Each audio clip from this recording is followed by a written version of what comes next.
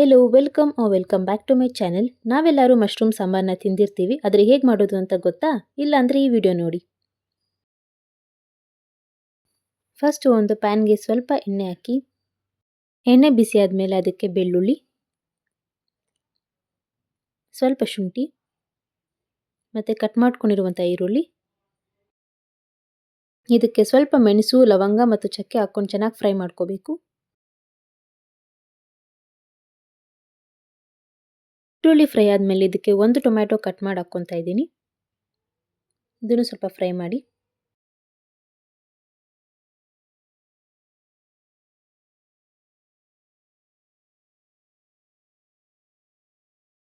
ಸ್ವಲ್ಪ ಕಡಲೆ ಬೀಜ, ಕ್ರೀಮಿ ಕನ್ಸಿಸ್ಟೆನ್ಸಿ ಬರಲಿ ಅಂತ.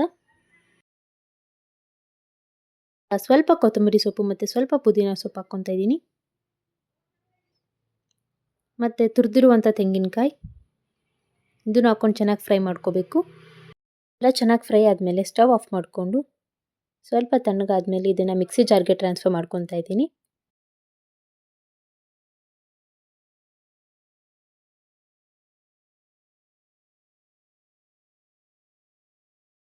ಇದಕ್ಕೆ ಸ್ವಲ್ಪ ಉಪ್ಪು, ಖಾರದ ಪುಡಿ, 1 ಟೇಬಲ್ ಸ್ಪೂನ್ ಧನಿಯಾ ಪುಡಿ, ಚೆನ್ನಾಗಿ ಪೇಸ್ಟ್ ಥರ ರುಬ್ಕೋಬೇಕು. ಈಗ ಬನ್ನಿ ಸಾಂಬಾರು ಹೇಗೆ ಮಾಡೋದು ಅಂತ ನೋಡೋಣ. ಒಂದು ಕುಕ್ಕರ್ಗೆ ಸ್ವಲ್ಪ ಎಣ್ಣೆ ಬಿಸಿ ಆದಮೇಲೆ ಸಾಸಿವೆ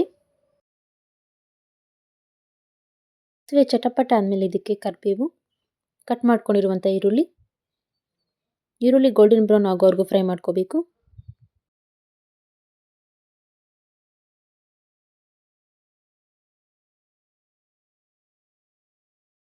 ಈರುಳ್ಳಿ ಫ್ರೈ ಆದಮೇಲೆ ಇದಕ್ಕೆ ಸ್ವಲ್ಪ ಅರಿಶಿಣದ ಪುಡಿ,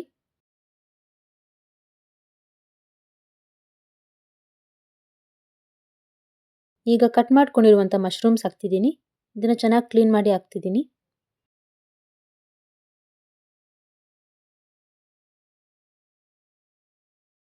ಚೆನ್ನಾಗಿ ಮಿಕ್ಸ್ ಮಾಡ್ಕೊತಾ ಇದ್ದೀನಿ.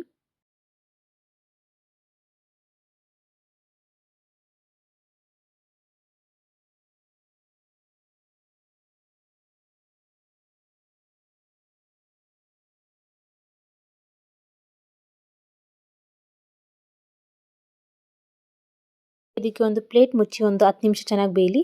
ಇದಕ್ಕೆ ನಾವು ಮುಂಚೆ ರುಬ್ಬಿಟ್ಕೊಂಡಿರುವಂಥ ಪೇಸ್ಟ್ ಹಾಕ್ತಿದ್ದೀನಿ.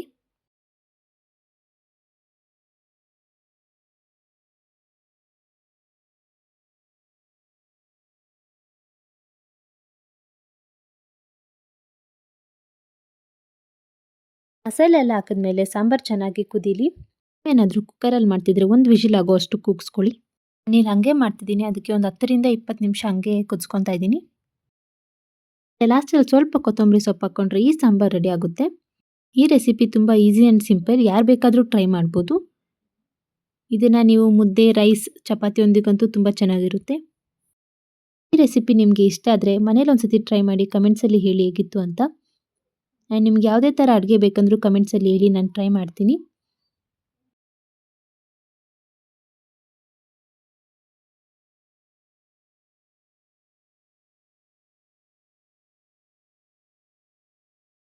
ನಿಮ್ಮೆಲ್ಲ ಫ್ರೆಂಡ್ಸ್ ಆ್ಯಂಡ್ ಫ್ಯಾಮಿಲಿಗೂ ನಮ್ಮ ಚಾನಲ್ನ ಶೇರ್ ಮಾಡಿ ಸಬ್ಸ್ಕ್ರೈಬ್ ಮಾಡ್ಕೊಳ್ಳೋದಕ್ಕೆ ಹೇಳಿ.